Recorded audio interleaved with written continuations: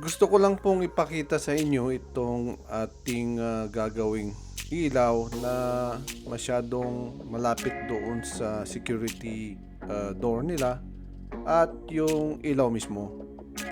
Ngayon po, ito po ang ilalagay na klase na ilaw. Nabili po namin ito sa hardware store na medyo mababa lang, low profile ang tawag nito. Ito po lamang ang stock nila na nakuha namin sa hardware store, na siguro sa ibang hardware store ay meron pang mas mababa nito. At dito naman po tayo, kailangan pong i-unbox ulit natin to at inspeksyonin muna kung lahat ba ng kanyang party-party ay nasa loob po ng ating box. At medyo maliit lang ito, kaya konti lang siguro ang ating parts nito. Ito po ay isa pong LED at sundown sensor. Ito na nga po. Umpisa po ay ating alisin muna ito na nakabit dito sa itaas para po medyo gumanda-ganda na dito sa harapan ng bahay nila. At ito nga po ay wala na po siyang cover at hindi na rin po siya gumagana.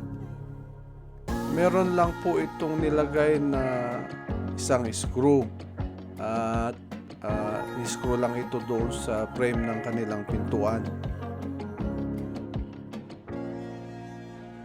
At kung makikita nyo nga po, meron po siyang kordon na nakapalupot o kaya nakapako lamang sa frame din ng pintuan nila.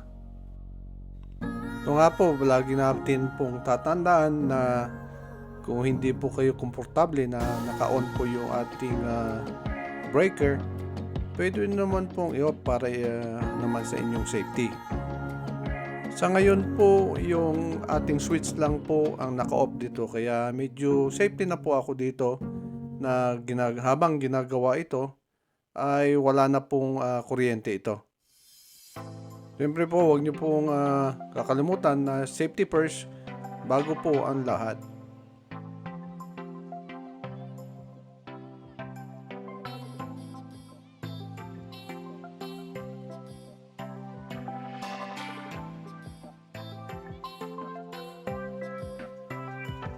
Ito po, pag nakikita nyo po itong cover ng ating Johnson box na nakaipit po yung ating cordon.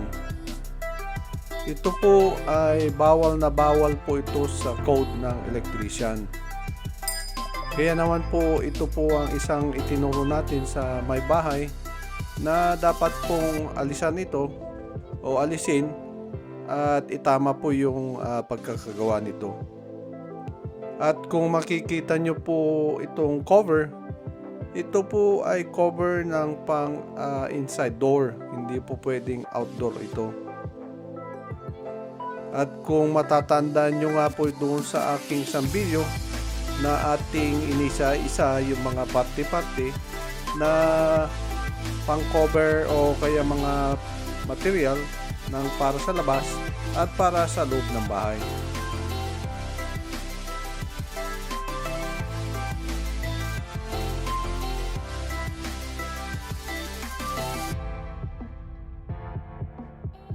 Kaya ako po ipinapakita sa inyo ito na kung makikita nyo po yung wires ay naipit po ng cover, kaya pwede pong magkaroon ng sunog ito, kaya short pag tagal-tagal po. Kaya ang ginawa po natin, inalis muna natin po lahat ng kanyang wire at ating tinesting muna kung yung breaker ba o yung kanyang linya ay maayos pa po. At syempre po, lahat po ng tatanggalin natin ng wires, wag po natin iiwanan na nakalabas o kaya naka-expose yung bare wire, yung pinaka wire na galing doon sa bahay. At baka ito po ay may kuryente pa, hindi po natin alam. Hindi ko na po pinakita yung pagtitest ng ating breaker at nandoon na po sa isang video natin kung paano ba hanapin at itest yung ating wires, kung gumagana ba yung wires at yung breaker din. Atin munang inayos yung mga wires sa loob ng box para maisukat muna natin kung tama na ba yung height ng ating ilaw na ilalagay.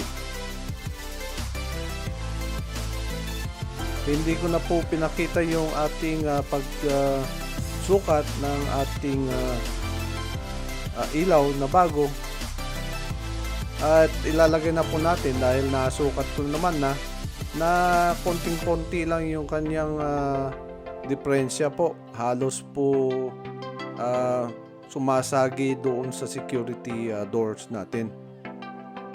At dito na nga po, ilalagay na po natin yung kanyang base bracket na dito nakakabit yung pinaka base ng ilaw.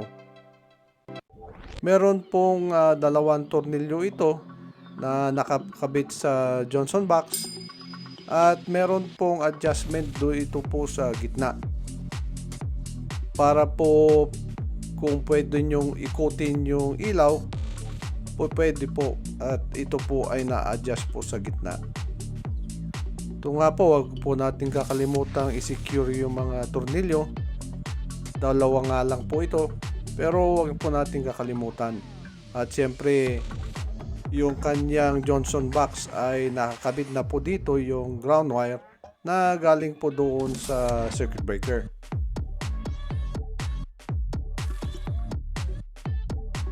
Ngayon pong nakakabit na po yung ating bracket, pwede naman po natin ilagay yung ating LED light. Ang lagi po natin inuuna ay yung ground wire na galing sa ating LED light. Ito po ang lagi natin nilalagay. Ang dahilan po dito ay isa pang panghawak ito doon sa ilaw para hindi na po siya malaglag. At yan po ang isang technique na ginagamit natin para parang katulong na natin na panghawak ito doon sa ilaw, at ito naman po ay magaan kaya po kayang hawakan po nung ground wire.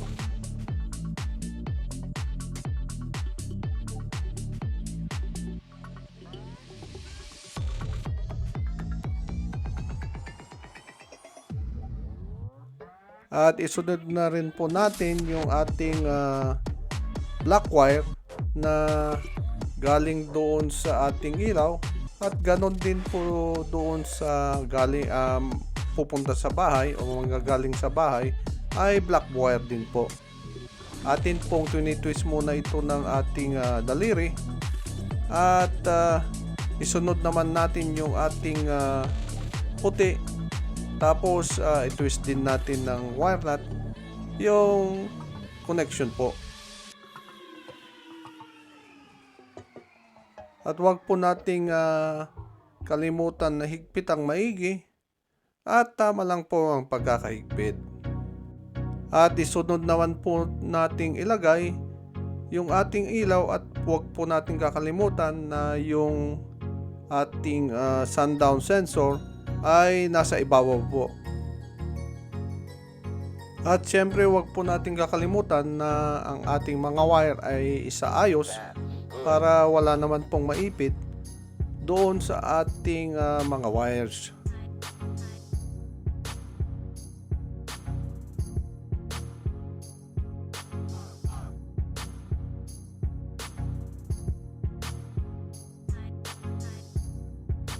At katulad nga po nito, meron pong wires na nakatama po doon sa pinakabutas ng lalabasan ng screw.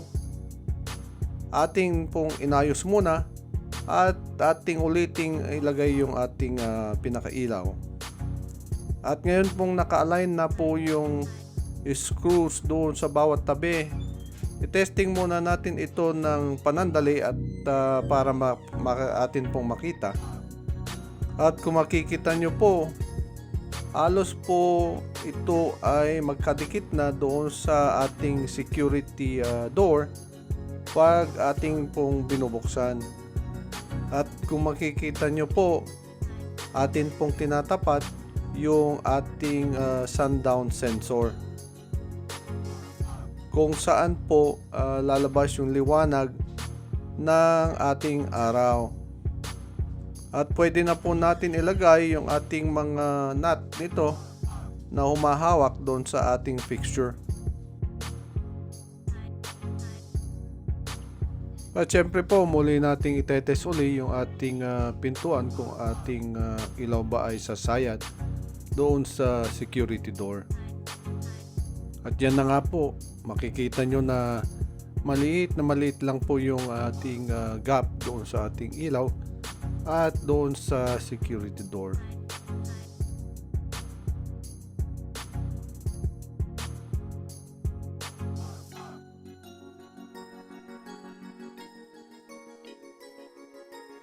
At pwede na po natin ilagay yung pinakanat din niya doon sa kabila naman.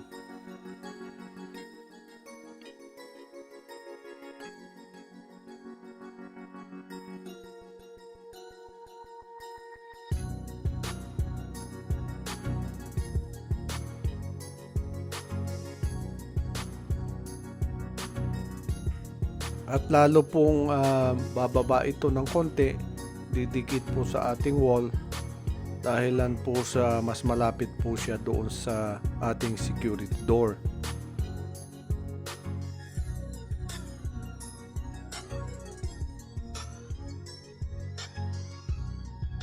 Siyempre po, wag po natin kakalimutan na i-double check kung mahigpit na ba yung ating mga nut na humahawak sa ating fixture.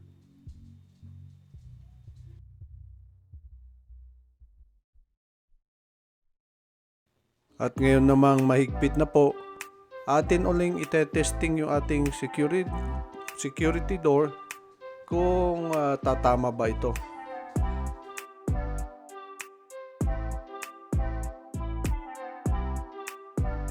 At pwede na po nating ilagay yung pinaka-cover ng ating ilaw.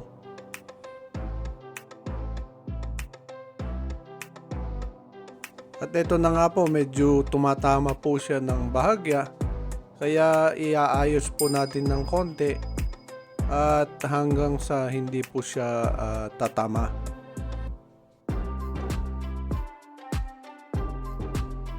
At ngayong nasa ayos na po yung ating ilaw, pwede na po nating i-testing.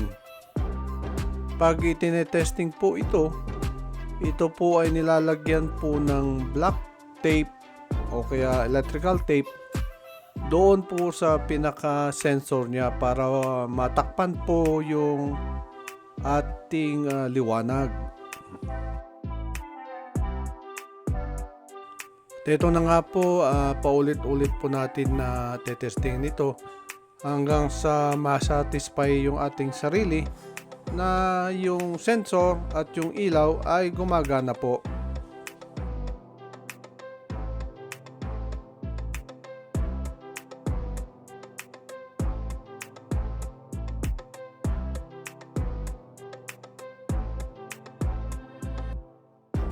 Pagkatanggal po ng electrical tape doon sa ibabaw po ng sensor, atin pong iniilawan ng flashlight para bumilis po yung pagpatay ng ating ilaw.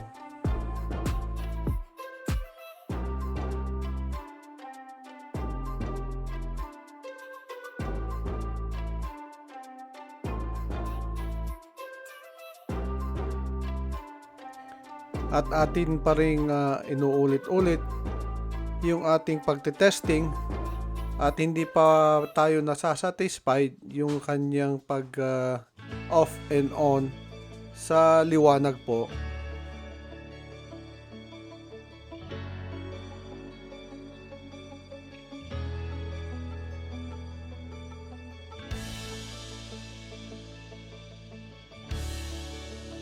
At kung makikita nyo po, ulit-ulit nating nilalagay yung ating electrical tape para po umilaw siya ng automatic, at nilalagyan natin ng flashlight pag umilaw na siya para mag-off po siya.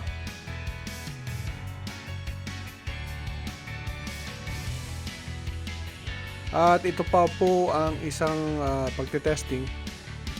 Nilalagyan ko siya ng ating daliri para siguradong hindi siya nakakakuha ng liwanag sa ating araw. At ito na nga po yung kabuuan ng ating pagte-test. At ito pong LED light na to ng installation. At tayo po ay na-satisfied na sa kanyang kung ano man ang pwedeng gawin ng ating ilaw. At syempre po, ako po ay nagpapasalamat muli sa nanonood nito, at lagi nyo pong antabayanan yung susunod pa pong ating mga video. Salamat po ulit.